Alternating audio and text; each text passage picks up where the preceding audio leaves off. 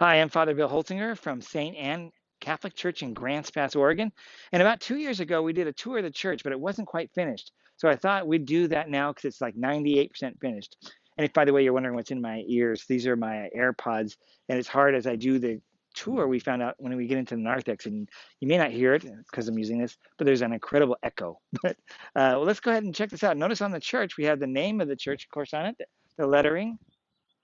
And we have on the far right over there to the right is some speakers. The speakers are on both sides so that we can have like our Easter vigil out here. We can have other things, sound when we want amplification in the area outside, which is kind of nice as people approach the church. And one of my hopes was that Christmas, we'd have like Christmas music playing as you approach the church with Christmas lights. So we have these other lighting. In fact, the lighting is quite bright, quite a contrast from our previous church where it was really dark. So let's go ahead and take a look inside the church. I'm going to show you some features and some inside scoop, kind of inside baseball things that you probably didn't know that we either kind of stumbled on or we just kind of went, oops, and that's how it happens. Let's go. As you will probably see these huge doors, I'm going to guess that's about a 12-foot door for the main door, as I'm about 5'10", so it's almost twice my size. So let's guesstimate about that. But I want to share with you first one of the interesting things about these doors. These doors were donated by Rogue Valley Door and John Duncan, who was a parishioner. And when we were deciding on the doors, we had square doors originally, just squared off doors. And in a meeting I had with him, he told us that he was going to donate the doors. I'm like, oh my goodness, that's amazing. So I started asking him, okay, so what kind of doors do you recommend? He goes, any kind of doors you want, you just pick. And so we started going through a catalog. I saw rounded doors, and I just a bell went off in my head. Ding, ding, ding, ding, because we have windows that are rounded. And in fact, the whole church, we're trying to do what's called Romanesque, which has rounded tops for the features. And you'll see that in windows, you'll see that in the chairs. Then I also asked, as I saw other things in the catalog, I saw things like, men's and women's rooms, and it was embossed or carved into the wood. I'm like, can we put something on the doors? He said, sure. So this is our logo. It's a Jerusalem cross, and it's carved into all the doors. All the hardware is a bronze color, and this is one of those little interesting things. So the pole handles are awesome. They're very sturdy, and very few doors have keys. But I want you to take a look at where this key is actually located. It's located right behind the pole here, and that was really tough when we first started because you couldn't get the key in there. So we had to add spacers, and the genius contractors, S&B James, they figured out how to find spacers. So now I can take my key and stick it in behind, and I can open the door up. Before, it was impossible because there wasn't enough room. So that's your first little inside scoop. Also, what is recommended for a dedication of a church is a plaque that reminds the people as they approach the church something about its history. And so I'll just read to you because it's really small print. The original church was located on C Street, it says. It was dedicated by Archbishop William Gross on October 24th, 1897. It's a long time ago. The second church was located here at 10th Street in Grants Pass, dedicated by Archbishop Edward Howard on May 31st, 1962. And this church that you're seeing, and our campaign was called Honoring Our Past, Building Our Future, which you'll see some of that. We're trying to take what was old or from our past and make it new. Was dedicated by Archbishop Alexander Sample on September 1, 2018. So that's a plaque that's here. When I did the video last time, the walls were not stuccoed and they weren't painted. So there they are now. And we have brickwork, or what is this like? Is this called wainscoting? Is that the technical word? Yeah. And so we have this. That was kind of neat to see it. It was in process if you were seeing the video from 2 years ago, and now it's complete. Other things that are also inside baseball are things like this. I don't know how many cameras we have, but we have cameras all over the church, which has really helped us to see what's going on for traffic patterns and other issues. Yeah. Let's go inside, shall we? Oh, before we do that, we now have the ability to help those who have handicap needs. And so we have a push bar here, a push button here that opens up the door on the side here for anybody that has needs for a wheelchair or other necessities. We have one on the inside, so you can leave. And there's another one for the double doors or the 4 doors that we have going in. So let's go on inside.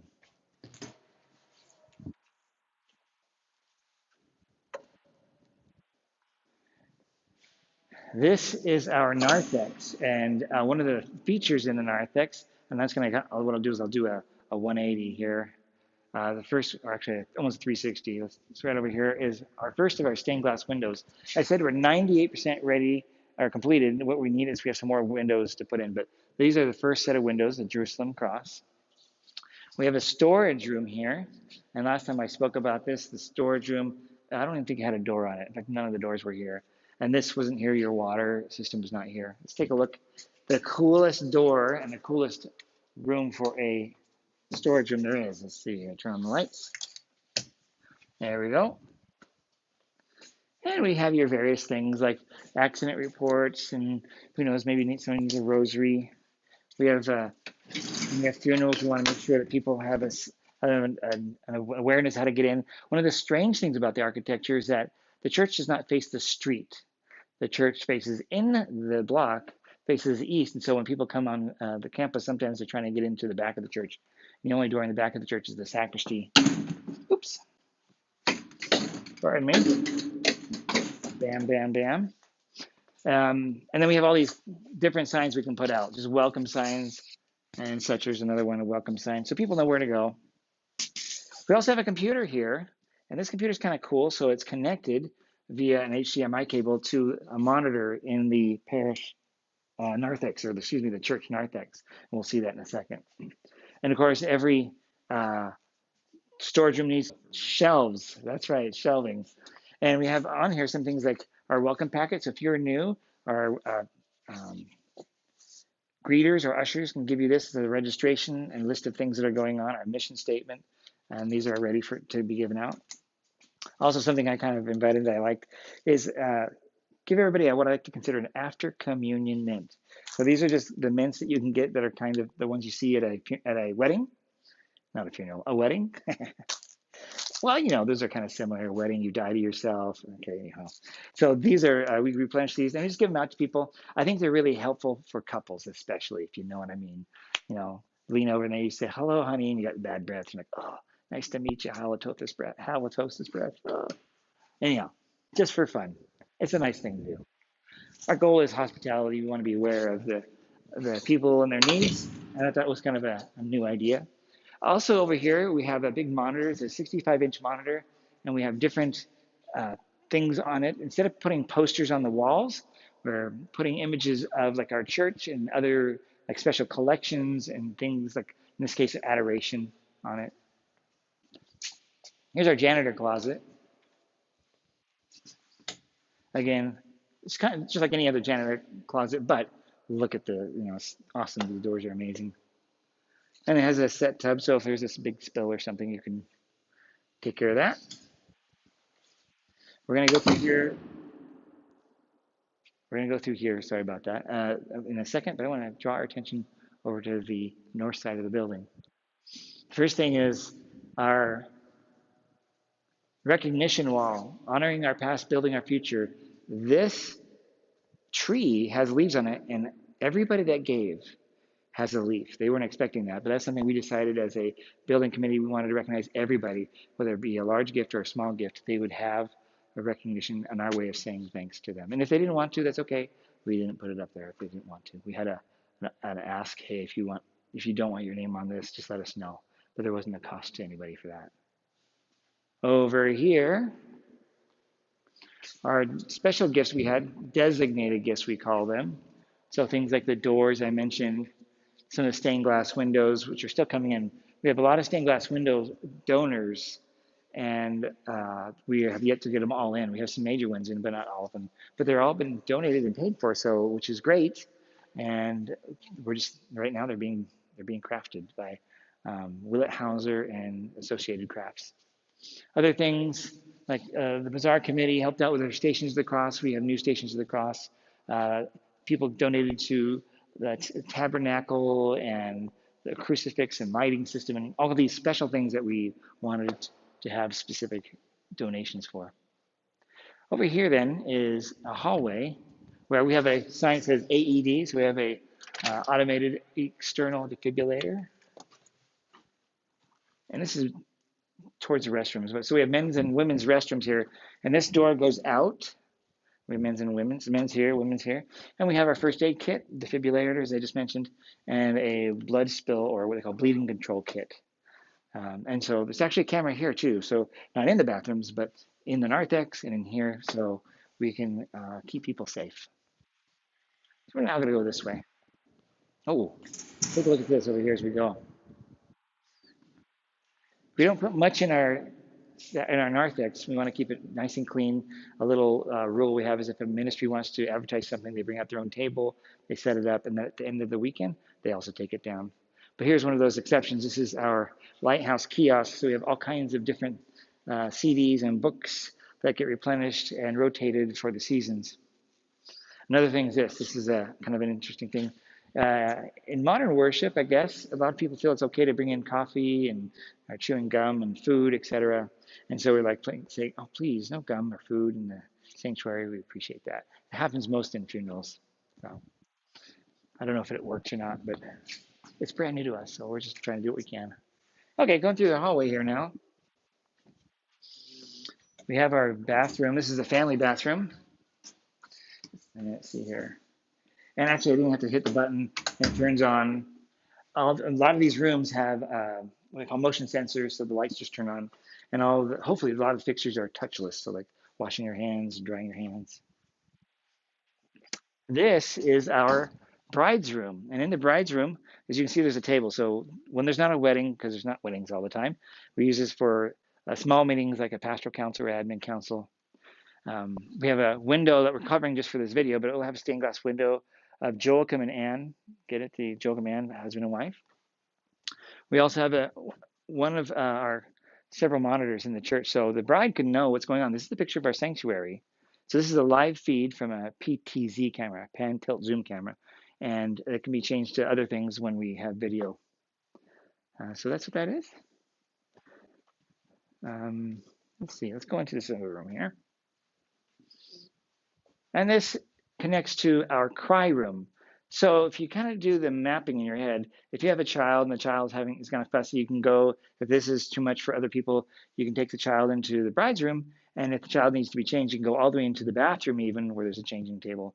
And you don't have to actually enter into the church if the child is having a really bad time.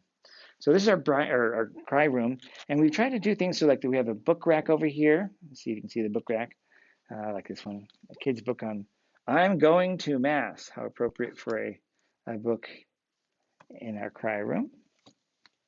We have some chairs for adults, but I've asked that we put some rocking chairs in because some people, moms and dads, may need to rock their child, maybe to sleep.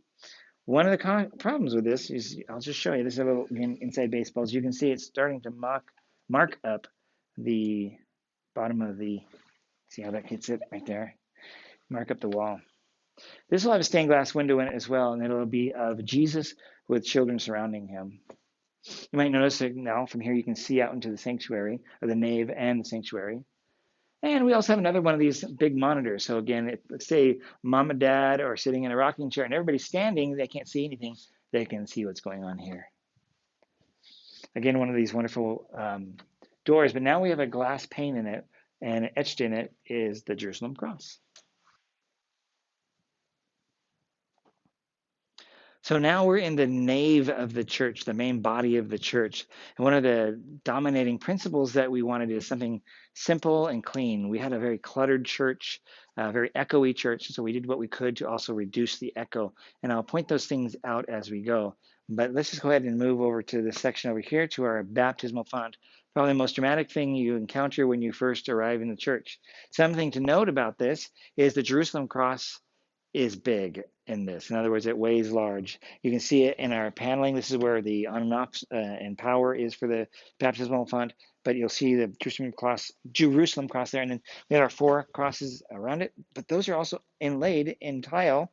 Here's one of them, and over here is the other one, and there's 2 on the other side of the font, and if you've not seen it, the baptismal font is a cross, and the image of the big Jerusalem cross goes through the font and around. Now it is empty right now for cleaning, so there's no water flowing, but water does flow and it comes over one of these pillars, there's 2 of them, into the font, and it's near silent, which is a very important thing. A lot of people think they want it to be noisy because they like the flow of water.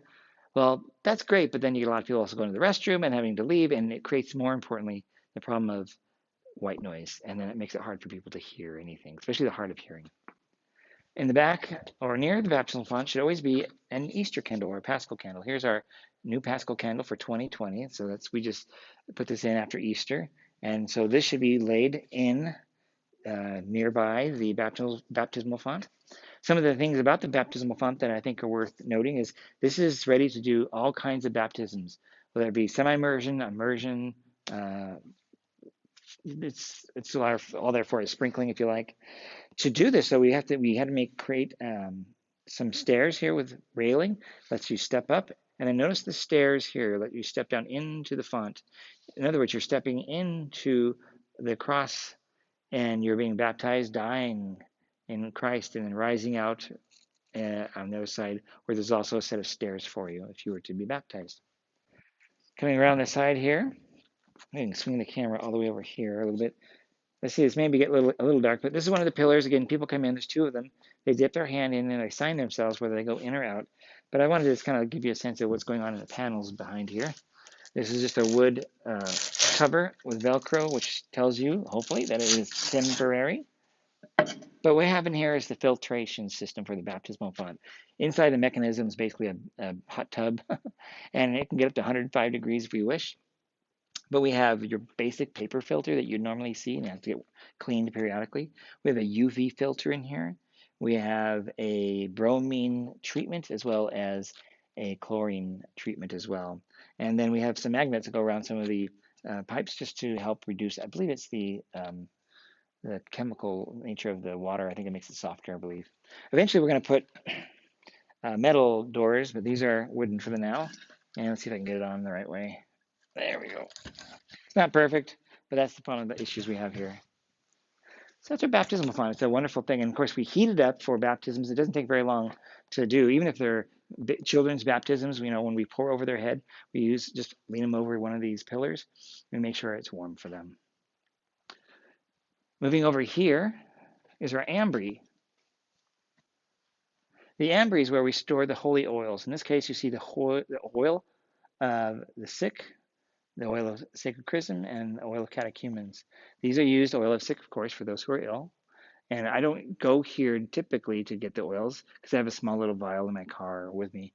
The sacred chrism is used for baptism, so we'll open this up and pull it out, as well as the oil of catechumens. We use those for baptisms, also confirmations, etc. So these are to be held somewhere either towards the front or against the wall near the baptism font.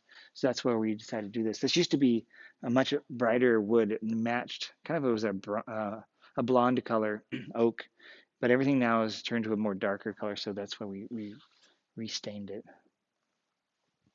Our confessionals, I have a light on one of them, but these confessionals are also motion censored, which is kind of interesting because when you walk in, the light will turn on. I was just in here a few moments ago, so the light is currently on, but it listens and it sees if there's movement, listens if there's any sound, and it sees if there's any movement. Ooh, good catch, Father Bill. We have little stands here for letting people know who is in the confessional.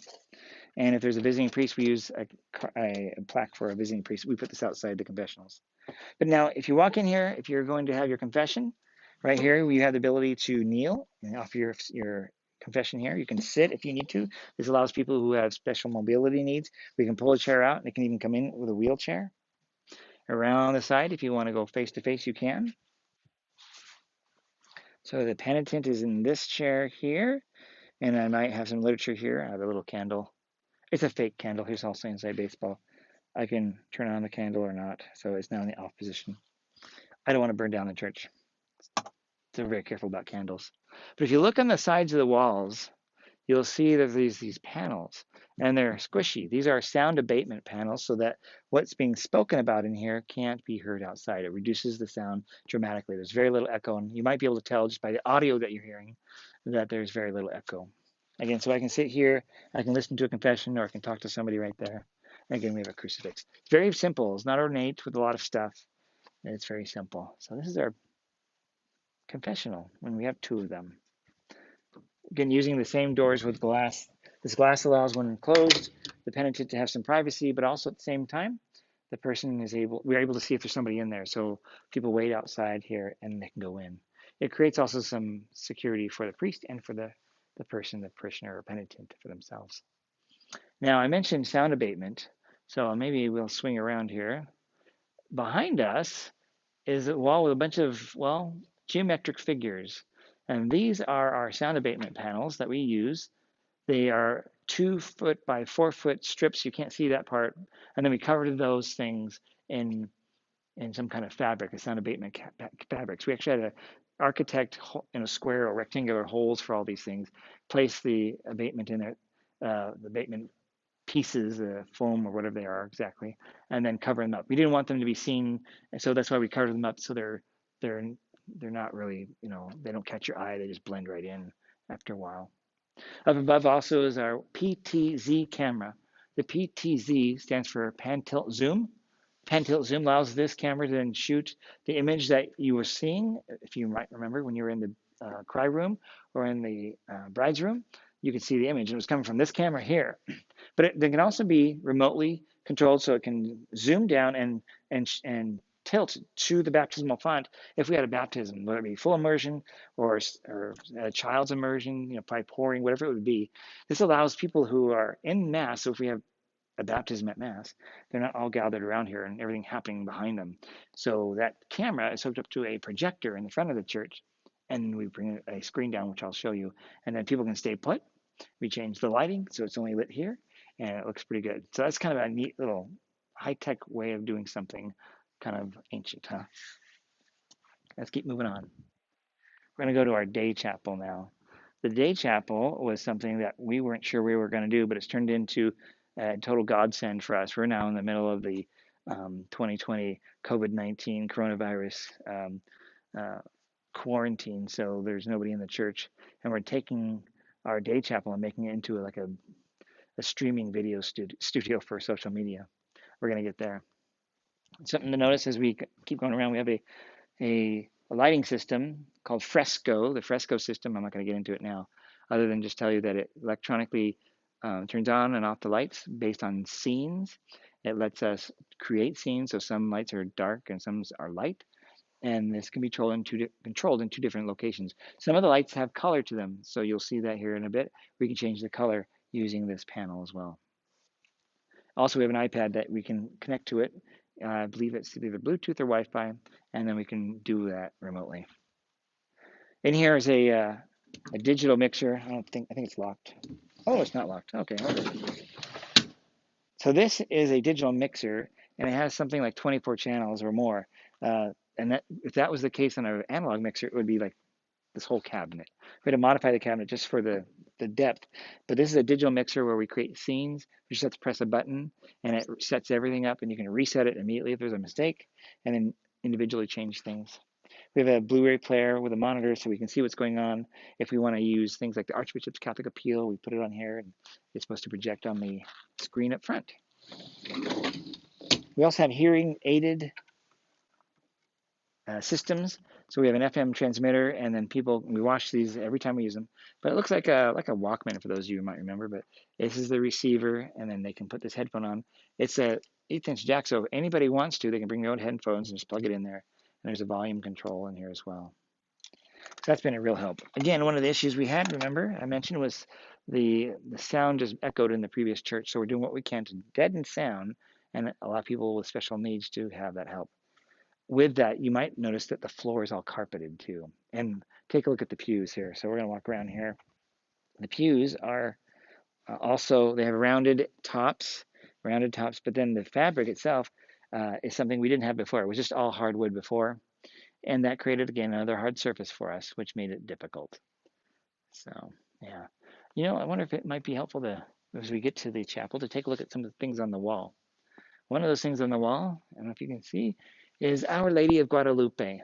Our Lady of Guadalupe, this is that little niche that we have several niches, and this is one of the niches where we didn't put a statue, but we put the image.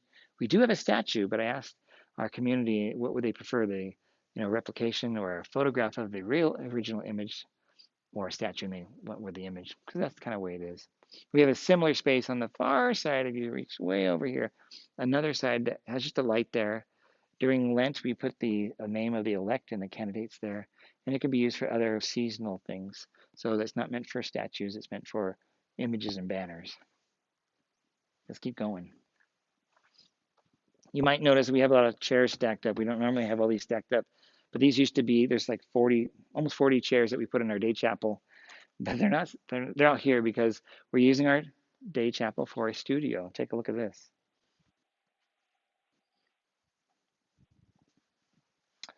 So here we are in the day chapel. We have a bunch of junk here, equipment, etc. Again, because it's a studio. And take a look how many chairs we have that are supposed to be our congregation.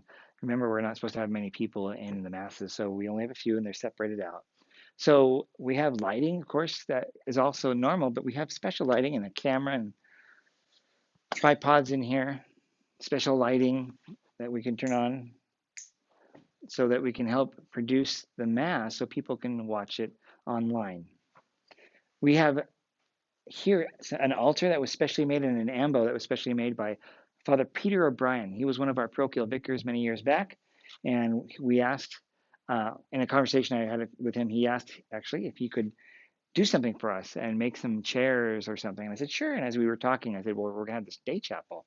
He thought, well, maybe I could do an altar for you. So he did. So we have this altar has three arches to it. Remember that. Remember the whole idea of Romanesque. Three arches kind of hints to some other parts of the church with the rounded top windows and rounded top doors, rounded top pews, etc. So then if you take a look here now, we have behind the altar our presider's chair, and these could be either a deacon, we call them deacon chairs, we have one deacon, but it could be a concelebrant as well. These we usually have in our main body of our church, but again, because we are in that time with the COVID virus still, afoot, we've moved everything in here. So that's what's going on with this. Something of interesting note is the Jerusalem cross is inlaid in it, and Father Peter did this.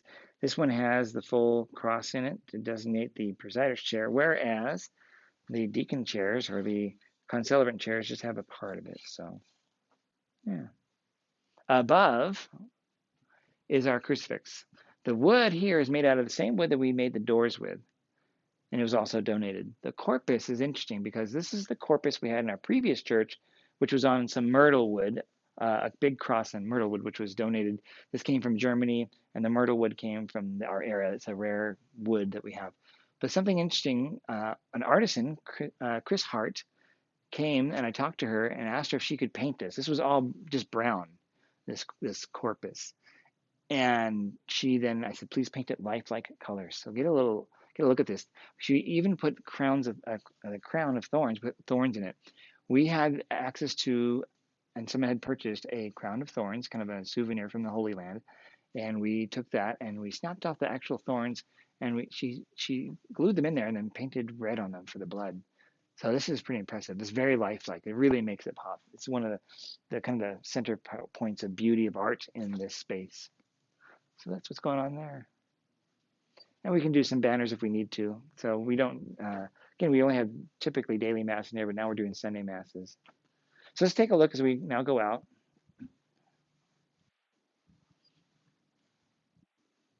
Notice our doors. It's probably pretty bright around the doors, but the doors are the same kind of doors as the main doors, but these are shorter. So give you a sense of size. Again, I'm about 5'10", and so you're getting a sense of size of how big these are. And they just easily open up, and they easily close.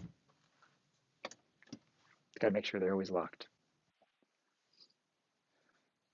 In the main body, called the nave, some of the things to notice for us is the refitted.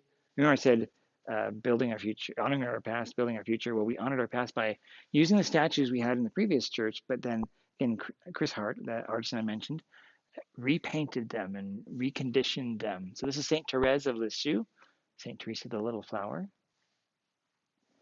and we have 4, 5, 6 statues in total. Up above, you'll see our Stations of the Cross, which were donated. They also were hand painted, and they came from Italy. Hard to get up there, yeah, kind of high up there. My favorite one is this here, Christ on the cross itself. This particular one is very beautiful. Next to this, you'll see as we walk around, I'll just point this out now, 4 of these, a candle with a plaque.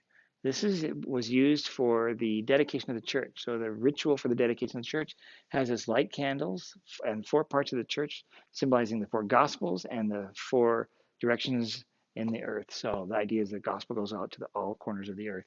But instead of anointing the oil, because this happens early on in the dedication, putting chrism oil on the walls, it recommends a plaque of some kind. So I had a plaque made with, guess what? The Jerusalem cross on it again. Over here, we have an interesting feature. There's actually 4 of these. So there's 2 of them. These are 2 angels that were the pillars or the legs or of the table of the altar we used to have.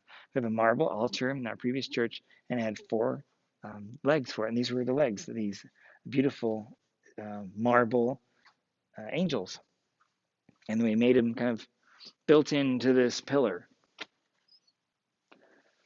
Another statue is Saint Anthony of Padua. Again, this was repainted and reconditioned and in a palette. So you'll notice that all the statues are in the same color palette.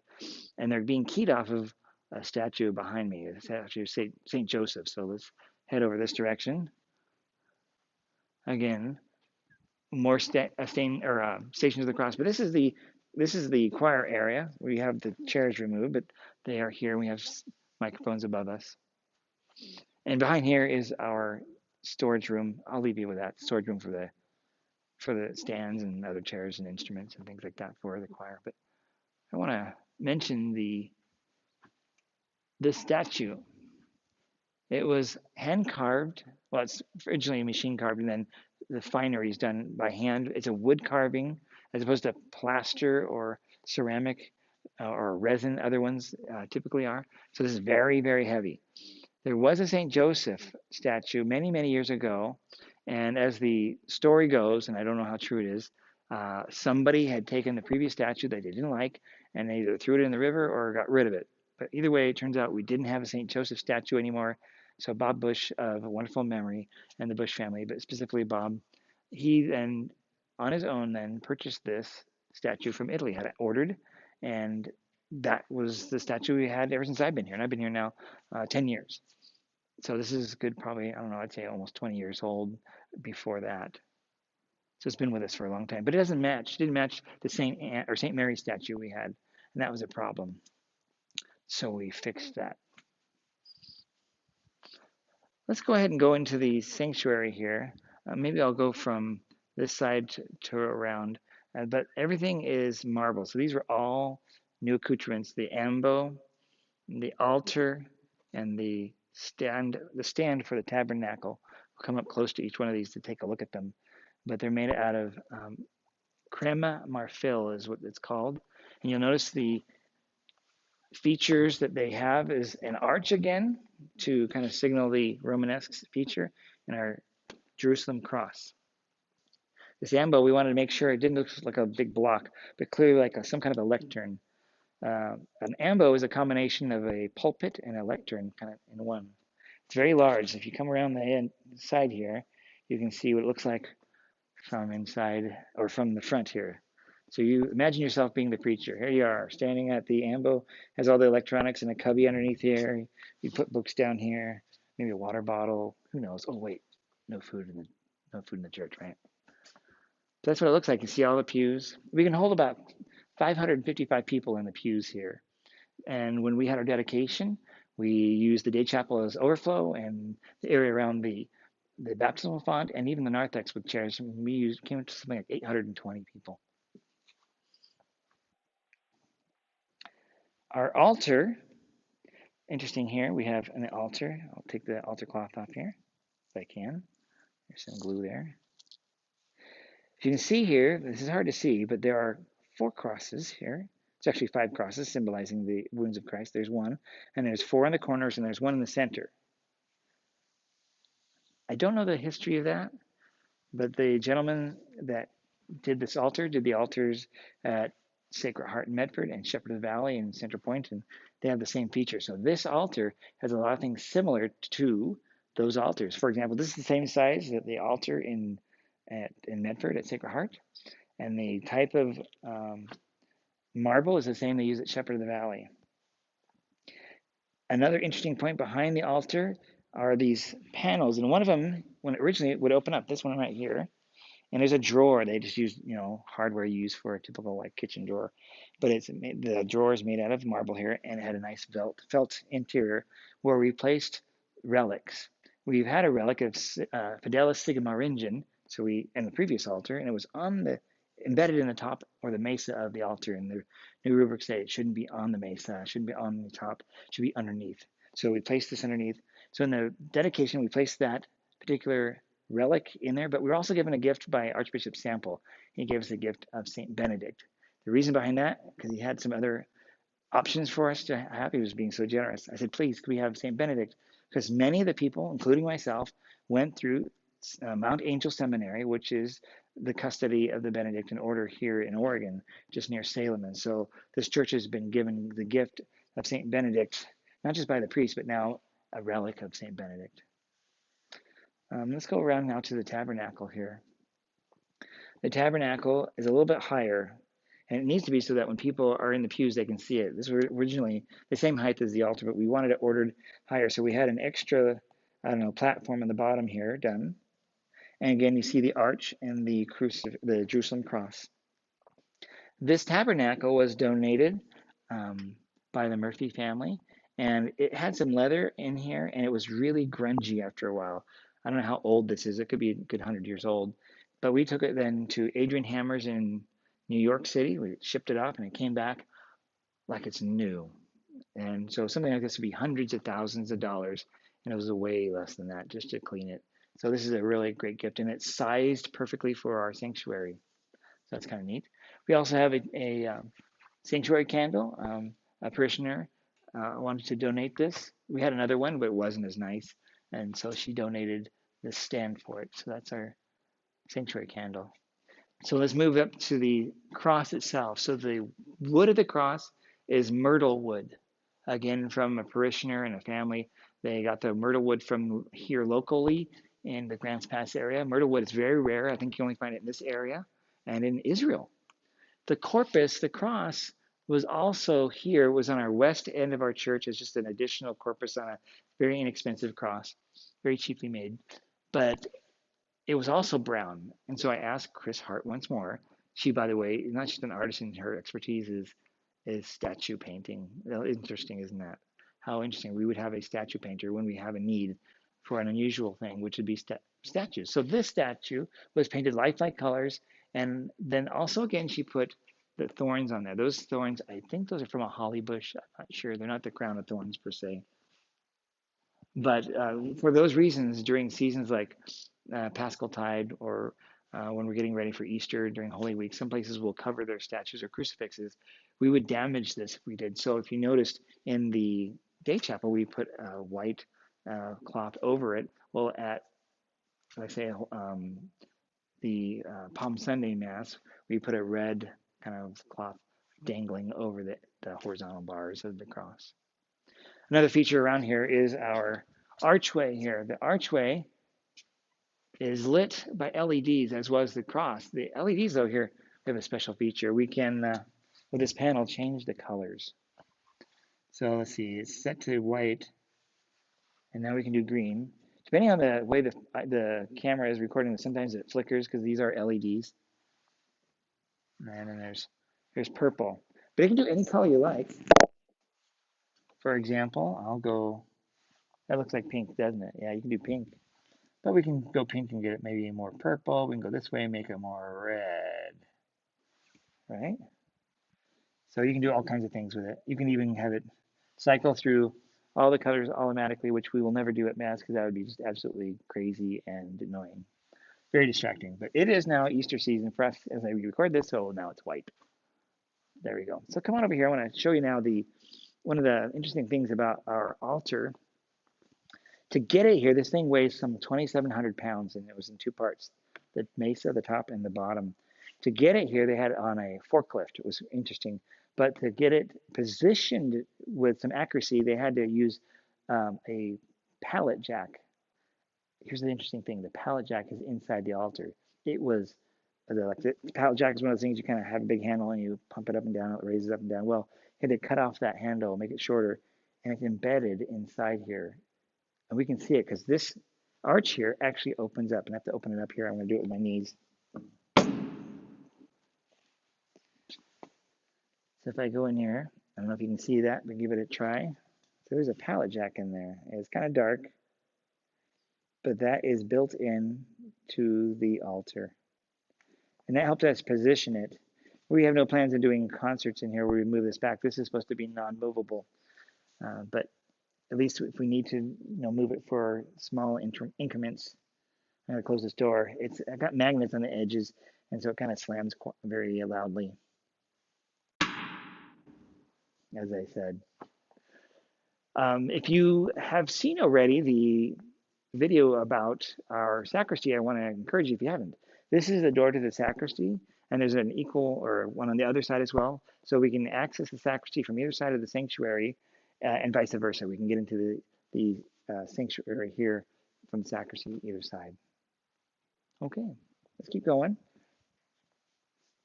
Oh yeah, you know what we need to do? We need to look up.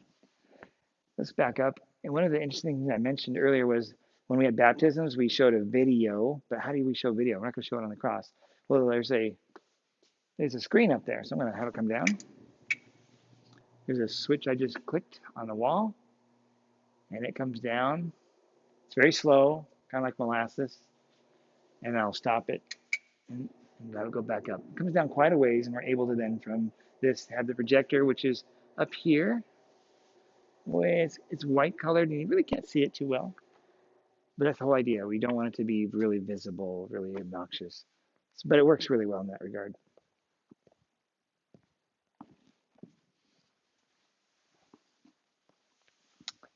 All right, remember I talked about Bob Bush and the St. Joseph statue. Well, we needed to come up with, in this new build, we wanted everybody and everything to match somehow. So we went to the same company that created the St. Joseph statue, and the same family worked with us, and we chose this statue, and they had it made and painted to match the St. Joseph and all the other color palette. This is a gorgeous image. And sometimes, maybe you can see it over here, the stained glass windows, which are here, are kind of hitting the wall here, but on certain times during the day, the light will come across St. Mary here, which is kind of cool. Here's some other inside baseball stuff. So we see every church and every building has to have a fire alarm, but there's this thing up here. It's one of our security cameras as well. So it lets me know, like let's say I'm not celebrating Mass at 5 o'clock, but at 7 o'clock, I can be at home and I can know when 5 o'clock is about to get out or where we are in the Mass or whatever is going on. It also is a security camera if there's ever an issue inside the church. And we have 2 of them in the actual building. So that's just one of them. We have a ramp here. Let's see if I can turn the light on in the ramp. This ramp goes up into the sacristy. So we have lots of ways to get to the sacristy. And then we have this control panel. This is where we have all the heating controls, the control for the cross. And again, remember this fresco panel I mentioned earlier? This is another way we can access the lighting system just by a touch of a button. And then we can choose what we want. Let's keep going. I'll turn this off. Something of note is our stained glass windows. So we might have to pull the camera back for this. We may even have to change our aperture. We'll see how this works.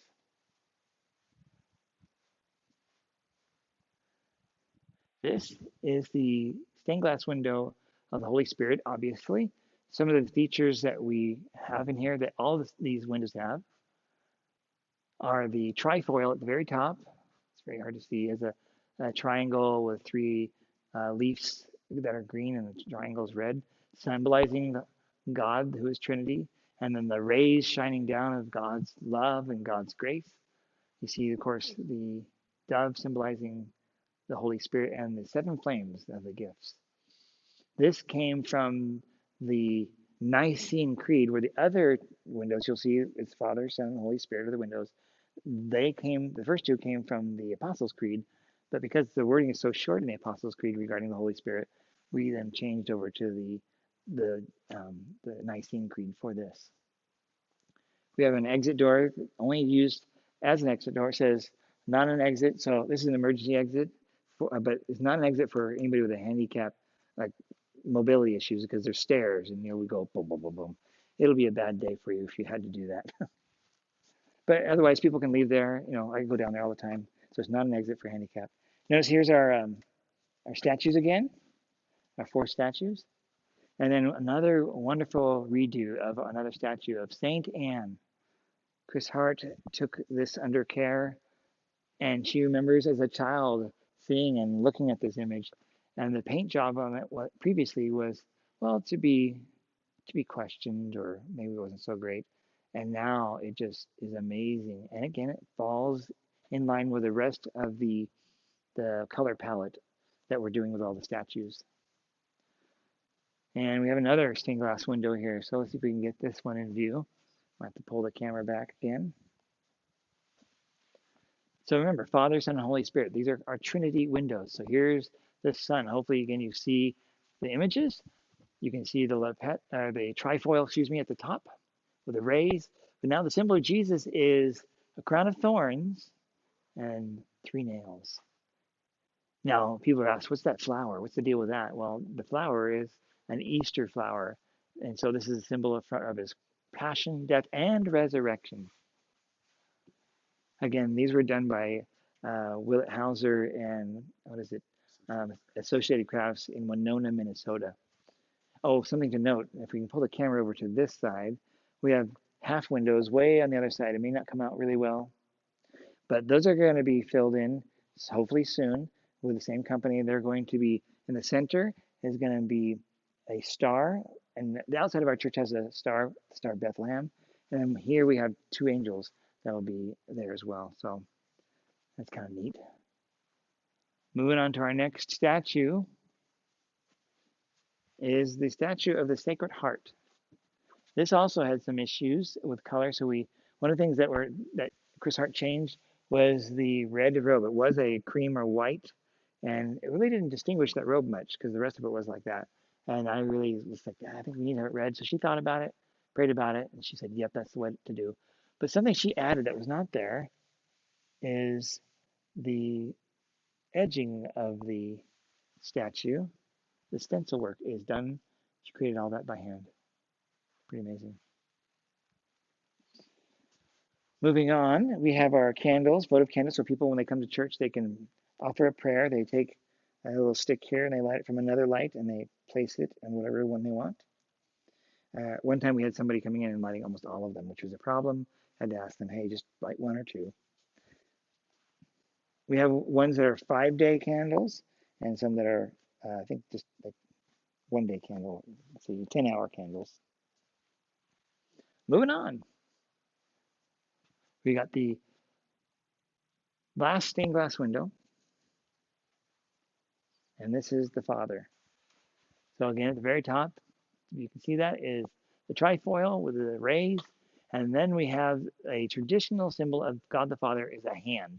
We thought about a hand as pointing, but we thought that was a little too much. We like the open hand idea, again, gesturing to the globe. In other words, God is the creator of all. Interesting little point, a little inside baseball on this, is the globe itself was originally created so that the center of the image was going to be the Atlantic Ocean. And of course, guess what cut out? What cut out was Grants Pass. We need to have Grants Pass in there. So we had the globe moved a little bit. If God can move the globe, an artist in this case can at least paint it that way. So that's what we did. And of course, there's the image of the moon, the stars, and the sun. God is the creator of all. And again, we keep going all the way around. We're going to finish off with this. This is another one of those rocking chairs that were in the cry room, but also I recognize that sometimes people that are not babies, maybe adolescents or adults or seniors, may need to just kind of have some ability to get out of the pew and just rest and maybe rock. Different people have different needs, and so we had this purchased so that someone else can also sit here. It's maybe more comfortable for them than the pews. But again, we have this issue once again, and we have to figure this out.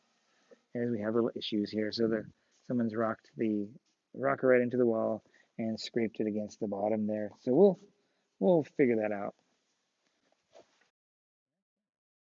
Well, my friends, I hope that you enjoyed this little tour of our new church. It's just about 2 years old, and one of the guiding principles has been noble simplicity. This is a common philosophy of building churches.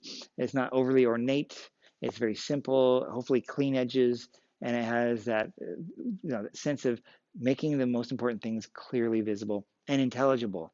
So the art that you see hopefully is very clear and understood. All the stained glass windows will have put in will have that same thing about it. It's not impressionistic. It's really clear what it is.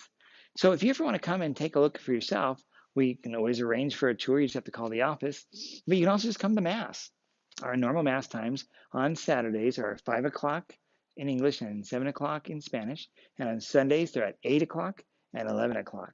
So I hope that you take a kick a pew is like what I like to say. Come and kick a pew for a bit and see what you think.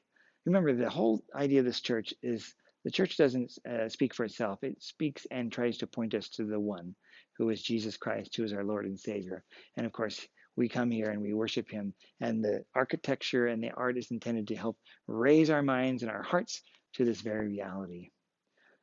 Again, I'm Father Bill Holtzinger for St. Anne Catholic Church. May God bless you and have a great day. Thanks for watching.